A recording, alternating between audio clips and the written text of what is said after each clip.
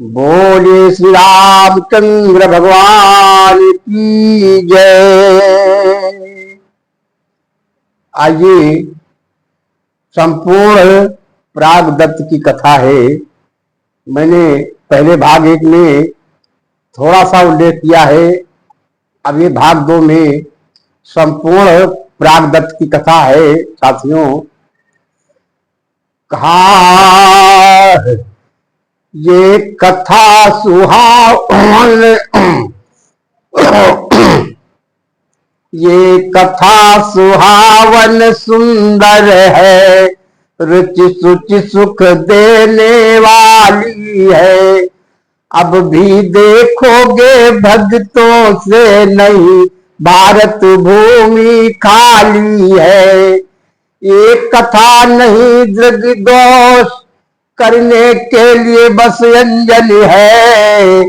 भगवान सरिस प्रिय भक्तों का विद्वानों का मनोरंजन है। ये सतयुग त्रेता द्वापर की नहीं व्याख्या यहाँ बयान करूं। है थोड़े दिन का हाल सुनो, कुछ छंदों में जो गान करूं। मिथिलापुर में अति दीन दुखी दुर्लभ अनाथ एक नारी थी ब्राह्मण कुल की बहू कोई, पर अब विपदा की मारी थी। उधर सुत नहीं बन सके दूजा कोई उपाय, निज सुत का पालन करे चक्की नीते चलाए।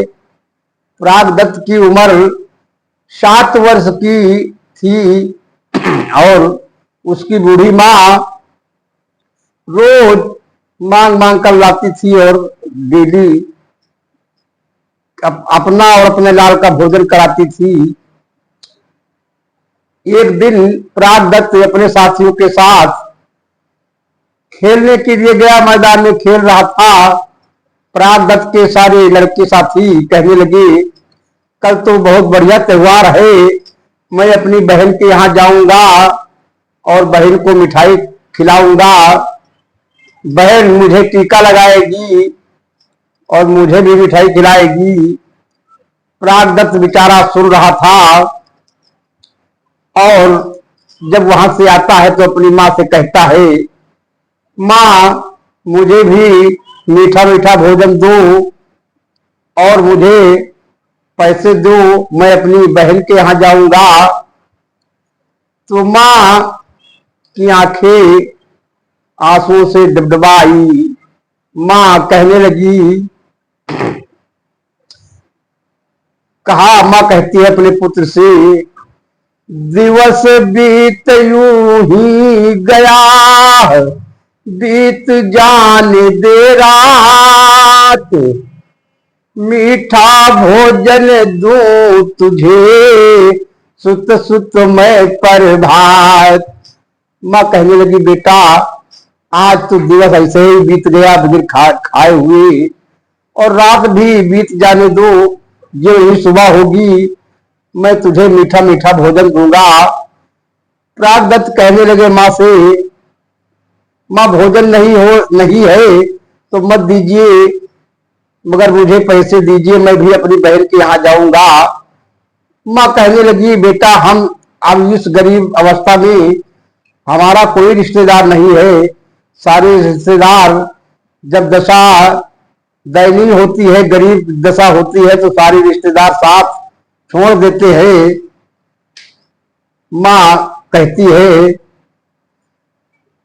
धनवानों के लाखों साथी है, निर्धन का कोई सहारा नहीं रे, धन का कोई सहारा नहीं, संपत्ति सब कुछ कर लेती है, दुखियों का यहाँ गुजारा नहीं, दुखियों का यहाँ गुजारा नहीं, जब श्रीमान बन जाते हैं, जब श्रीमान बन जाते हैं, लाखों रिश्ते खुल जाते हैं।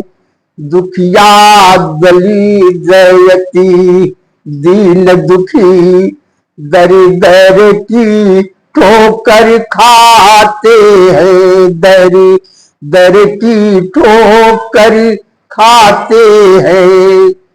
प्रागदत्त की मां कहने लगी, बेटा इसी दशा में हमारा कोई रिश्तेदार नहीं है।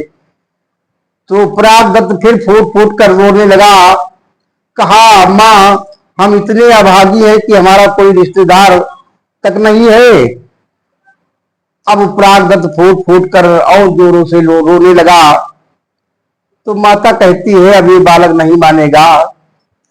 तो माता ढांढस बनाने के लिए कह देती है बालक से, प्रागदत्त से, सुन बेटा तेरे भी एक बहन है। कहा, सरजू तट पर भवन है, अवधपुरी विश्राम। बहन तुम्हारी जानकी, बहनोई श्री राम। बेटा तुम्हारे भी बहन है, मगर तुम कुछ और बड़े हो जाओ तब जाना। प्रागदत्त ने कहा, नहीं मां मैं अभी जाऊंगा, कुछ पैसे हो तो दीजिए, नहीं तो मैं ऐसे ही चला जाऊंगा। बताओ, मां की बात पर अटूट विश्वास कर गया बालक भक्त प्रयाग। अब माता कहने लगी, नहीं मानेगा, बालक हट कर गया। तो माता के पास 6 पैसे थे जो प्रागदत्त को दिया। कहा, बेटा आगे चल के मिठाई ले लेना और अपनी बहन को जरूर खिलाना। प्रागदत्त चल देते हैं तो रास्ते में लड़के मिलते हैं। प्रागदत्त से कहते हैं, भैया कहाँ जा रहे हो बन ठन के, कहाँ जा रहे हो भैया। प्रागदत्त कहते हैं, पहुंचना है मुझे चलकर इसी डगरिया पे, बहन बहनों ही रहते अवध नगरिया में। नाम श्री राम है भैया मेरे बहनों ही का, बहन है जान की बस आसरा न कोई का। उन्हीं की याद में दिन रात रहा करता हूँ, उनकी याद में आगे को कदम धरता हूँ। मेरी मैया के खेवैया है बहुत सगरिया में, बहन बहनों ही रहते अवध नगरिया में। तो प्रागदत्त अपना कहा, साथी मुस्कुराने लगे और प्रागदत्त आगे को चल देते हैं। अवध नगरी को पहुंचते हैं और वहां गली गली ढूंढते हैं, खोजते हैं प्रभु को। इस तरह अवध की गलियों में बालक प्रयाग था घूम रहा, अलमस्त फकीरों की बस्ती वो निज मस्ती में झूम रहा। तो वो खोज खोज कर हारा है, पर उनका ठौर न पाया है। अंतस में एक विचार उठा, बस मर जाना ही अच्छा है। प्रागदत्त सोचने लगा कि अगर बहन बनोई नहीं मिलेंगे तो मैं प्राण को त्याग दूंगा। ये पिरोजी अवध के बाहर वो एक चौरस्ते पर जा पहुंचा, बट वृक्ष विशाल सघन छाया, उसके नीचे वो जा बैठा। अंतस में एक विचार उठा, बस मर जाना ही अच्छा है। बहन बहनों ही न मिल पाए तो प्राण गवाना अच्छा है।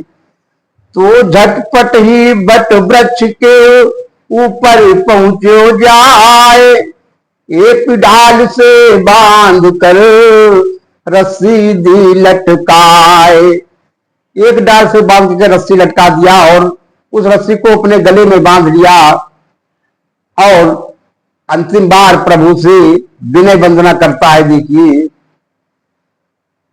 आए दीन बंधु स्वामी कैसी सूरत भुलाई, कैसी सूरत भुलाई। ना बहन मिली सीता, ना मिल सके रघुराई, ना मिल सके रघुराई। भूषण बसन जराऊं, ना मेरे पास कुछ भी, ना मेरे पास कुछ भी। स्वागत से सिर्फ तेरे लिए लाया मिठाई, लाया मिठाई। गिरना ही चाहता था कि यूं दिया सुनाई, कि यूं दिया सुनाई। मरना न मेरे भैया, मैं बहन तेरी आई, मैं बहन तेरी आई। एक हाथी पर सवार होकर यानी राम और सीता आते हैं और कहते हैं कि भैया मरना ना मत, तेरी बहन आ गई, मैं आ गई हूं भैया। अपरागत झटपट ही बट वृक्ष से नीचे पहुंचो आए, यानी नीचे पहुंचकर वो मिठाई सीता जी को देता है और कहा, दही मिठाई खोल कर सीता जी को भेंट, दर्शन कर सिया मात के लिए सकल दुख में। सियापति रामचंद्र की जय।